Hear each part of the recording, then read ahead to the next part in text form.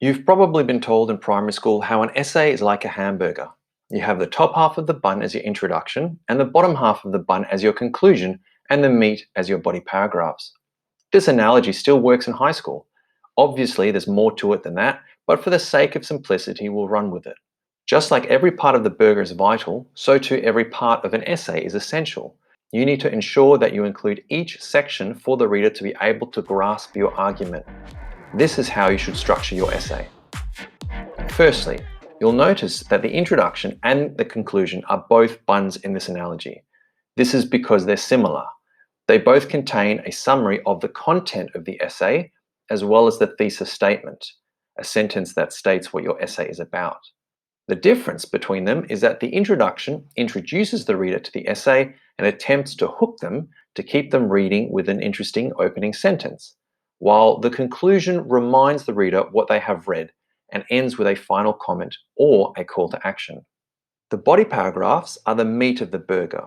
In high school, you're expected to include 3 paragraphs. Each paragraph contains one idea that supports what you're arguing. So you'll have 3 reasons or points in total in your essay. Each paragraph will contain evidence and will also explain its significance. For a more detailed look at how to structure your introduction, body paragraphs, and conclusion, there are videos linked at the end of this one. This is what an essay should look like: an introduction, 3 body paragraphs, and a conclusion. However, as teachers, we often see regular mistakes when it comes to structuring an essay. Imagine being served this. That's a pretty disappointing burger. I don't even think you can even technically call that a burger. There's no meat. It's really just a cheese sandwich. It's also not an essay, that's for sure. The key ingredient for a burger is the meat. It's the same with your essay. You need to have an argument. Remember, your body paragraphs contain your reasons, explanations, and evidence.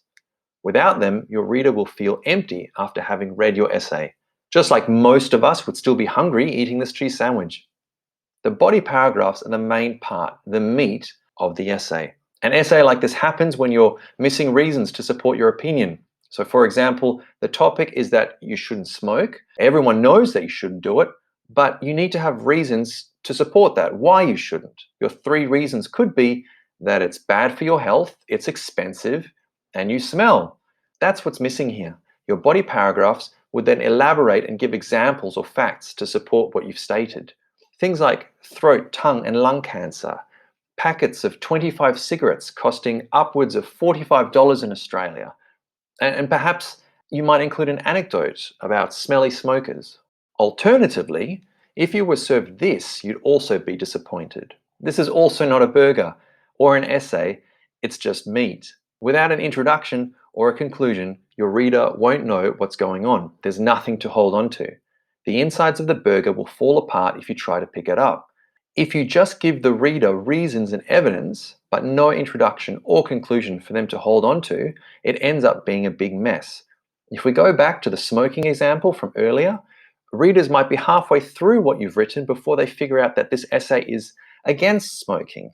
Without a conclusion to sum it up, then the essay would just stop, leaving the readers asking, so what?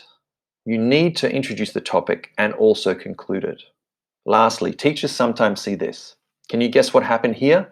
The student ran out of time. This can happen to anyone of any age range or ability. The issue here is time management. Ideally, you will pace yourself and keep an eye on the clock, especially in exam situations. If you do happen to find you're running out of time, cut out your 3rd paragraph and add a conclusion. The conclusion is essential to bringing it all together and tying up what you've been arguing. So when structuring your essay, introduce your topic, the thesis statement, and your 3 reasons in the introduction. Present each reason in a body paragraph, supporting them with evidence and explaining its significance, and then remind your reader what you've been arguing and how your reasons have supported your case in the conclusion. Do all of that and just remember to keep an eye on the clock. There you have it. If you found this helpful, consider subscribing for additional videos which will help you to read and write better. Thanks for watching.